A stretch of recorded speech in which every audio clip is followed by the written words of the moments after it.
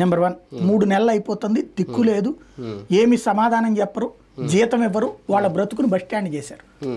వాళ్ళకి ఎక్కడికి వెళ్ళాలో తెలియదు. న్యాయస్థానాలకు వెళ్తే సమాధానం చెప్పేవాడు లేడు, న్యాయస్థానాల్లో పోరాడడానికి వాళ్ళ దగ్గర అంత ఆర్థిక స్తోమత లేదు. మరో దరిద్రం ఏంటంటే కార్మిక సంఘాల ఉద్యమాలు చేసేటటువంటి కమ్యూనిస్టులు వీళ్ళని అసలు గుర్తించట్లేదు. వీళ్ళతో పెట్టుకుని ఏదన్నా వాళ్ళు పేపర్లో ప్రచారం కోసం చూస్తున్నారు తప్పించి వీళ్ళ కోసం పోరాడేటటువంటి ఆలోచన లేదు. ఇక వాళ్ళు కూడా ఈ నెల 31 నుండి ఉద్యమం చేయాలనుకుంటారు. రెండవది, అధికారికంగా వీళ్ళని కూడా సచివాలయం కనుక అట్లాగే అవుట్ సోర్సింగ్ పెట్టుంటే పీక్ అవతల పడేసేవాళ్ళు.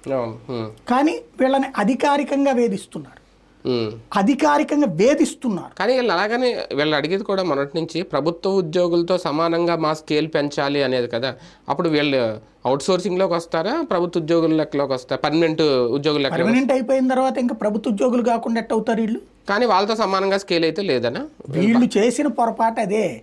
వీళ్ళు ఏంటంటే జగన్ వీళ్ళేది ఇందులో నుంచి ఇతర శాఖల్లోకి తమ బదిలీలు కావాలని కోరుకున్నారు.